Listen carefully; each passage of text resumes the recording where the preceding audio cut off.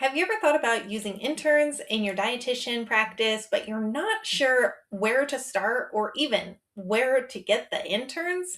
Let's dig into where these interns are most likely to be found and how you can effectively utilize using an intern in your dietitian practice without honestly wasting both of your time.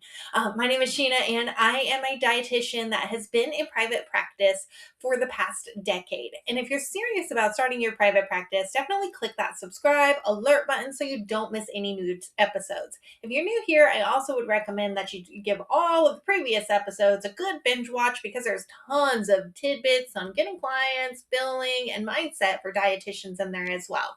All right, so getting started with working with interns. So, the first step that you need to do is obviously get an intern. But I guess actually, before I would even say getting that intern, we want to know what the intern's going to do.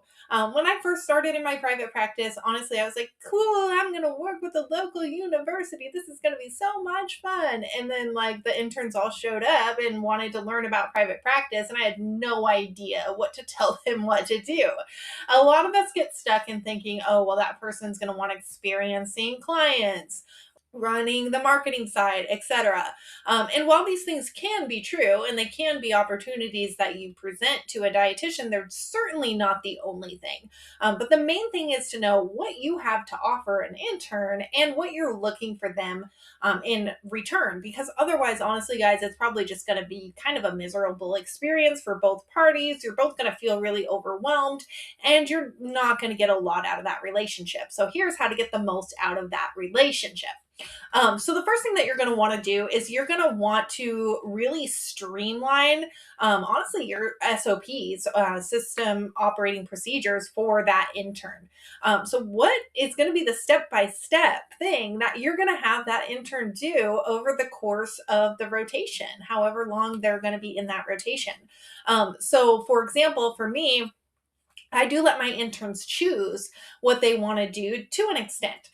So I have a lot of things like digital products that an intern can create, doing social media posts or Pinterest pins, creating blogs. I also let interns do where they shorten my YouTube videos and create Instagram reels or clips, or they could potentially be a partner in a YouTube video.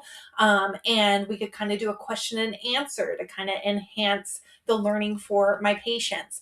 So, those are some things that I frequently do with interns or have done in the past.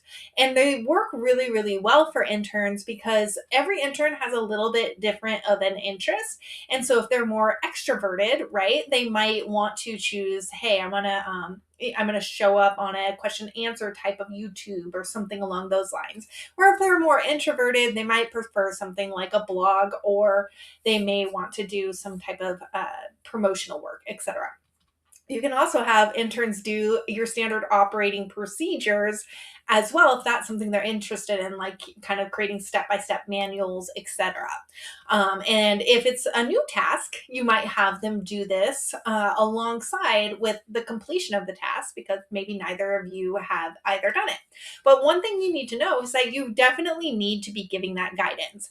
We don't want to just throw an intern into a big mess of activity that we don't even know how to do ourselves. That's going to be extremely overwhelming for the intern and honestly you too, because you're not going to know what you're doing. So for example, a good example of this would be like, oh, I've always really wanted to do a blog. So I'm going to have an intern start blogging and look up how to blog on YouTube. Terrible idea. And honestly, I don't even know if this meets the ethics that are required for taking on an intern, because when it comes to an intern, what needs to be happening is you're getting a mutually beneficial relationship, right? So you're instructing the intern on a certain sphere of whatever you're teaching them as a dietitian. So that could be, clinical expertise, or it could be running a practice, or, whatever that rotation says.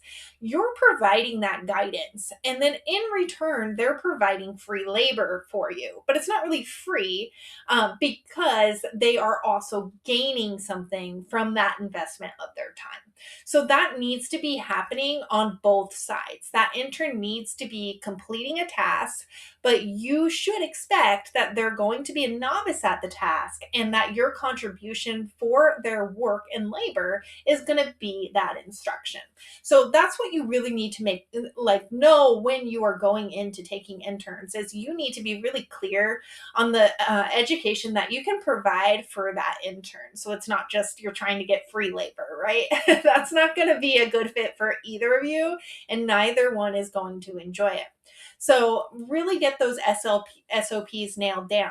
The way that I like to do this is when I was having interns do blogging, for example, I had a workbook that I would send each new intern that was already done. So I didn't really have to spend any time explaining anything to these interns hardly. We would meet once and then I would say, hey, here's your workbook. Here's exactly verbatim what you need to be doing. So it would say things like, here's my brand.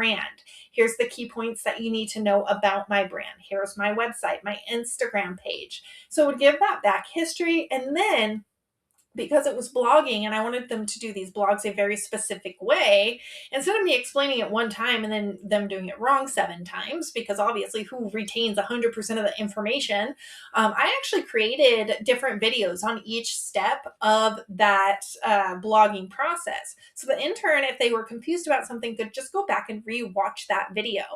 And then I also included things like blog topics that they might use, including what's something called domain authority and the search volume for those so that they could make like executive decisions on which content piece they might want to write about. And then they've got all these tutorial videos on exactly how to do that. And so that just really streamlined the process for both me and the intern. And I'm not constantly trying to reinvent the wheel every single time I talk to a new intern. I knew what was exactly was expected of them, and they knew exactly what was expected of me. And honestly, like while they would touch base with me throughout that process, they were pretty clear on what needed to be done. Now, I'm still working on these a little bit for things like social media, as this is something a little bit newer, and creating the digital products as well as those YouTube videos. I haven't fully mastered that yet in my little tutorial videos and the guides for them, but they're helping me to establish this, right? Like as I get new interns and I work on these projects more with them, they're helping me to establish those SOPs together. So those are some really good ways to use interns. You don't need to have an intern facing a patient. And in fact, I don't love this idea for private practice dietitians. I've done it, but it doesn't really make a lot of sense other than you're just giving that student experience working with patients in whatever field you're in. Now that's amazing for the student, but it doesn't do a whole lot for you. And the reason why is you typically have to be present, especially if you're taking insurance, you must be present with that intern in order to bill the insurance for that client typically, or review the whole thing is kind of the way with that. There may be, I don't know, this is always a gray area, you guys, and I just don't do it because I don't love it. I know that when we're working in hospitals, we can see the patient on our own and then the dietitian just signs off. I'm sure there is some kind of thing like that. So, don't quote me on this one because I've been trying to figure this out for a while actually, but I don't really do that. Also, my patient population is so sensitive. I don't like a student just being thrown in to work by themselves with that patient. Okay, so now we know, what to do when we do get an intern, but how do we get an intern, right? They aren't just, walking around everywhere outside your front door. So there's a few ways that are really good to get interns. A lot of them find me on I think the Academy has like a find or match a student and preceptor kind of website. So you can put yourself on there with basically what you offer, etc. And kind of which rotations it tends to fall call in, I would recommend you do that, or else you'll get a lot of people reaching out for clinical if maybe don't do that, etc. So make it pretty clear what you have to offer in your internship. Mine usually falls under like an elective, a community, or something similar type of internship hours. And every single intern's going to be different, right? So some interns only need, 25 hours or something like that. Some interns, I just had one that I think it was like 86 hours she did. So we had to be pretty strategic about the projects that she was doing in order to make sure that she filled all of those hours needs. And we had to check in really frequently to make sure she wasn't overwhelmed, underwhelmed, etc. So it's going to be really, really different based on each student. So make sure that you do have enough work to provide them for the number of hours that they need. Honestly, I've never had an issue with this, you guys. Like, if they need this many hours, like, yeah, we can do all these different projects. And it's really helpful for me. And it's not a huge burden for me to take on any intern because I've already streamlined everything they need to do. And I don't need to sit there and repeat it constantly with each new intern. So it's not much work for me at all. I just do the evaluations. It's a great return for my time, etc. And they're really fun to work with. Students are so fun to work with. So yeah, it's a great match. You can also find them on one thing that I've done. I've got quite a few interns is I've actually reached out to each of the dietetic intern directors that might fit, what my needs were. And so I sent out just kind of a blanket email to all of them and said, hey, I'm accepting interns. This is what I offer, and got quite a few interns doing that. So that was really fun to do and kind of get connected with some of these universities, etc.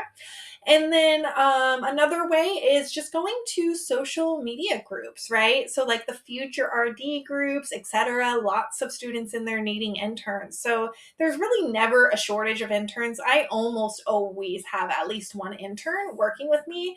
And it's just a really great experience, rewarding experience for both people. And they do actually do a lot to help my practice to grow.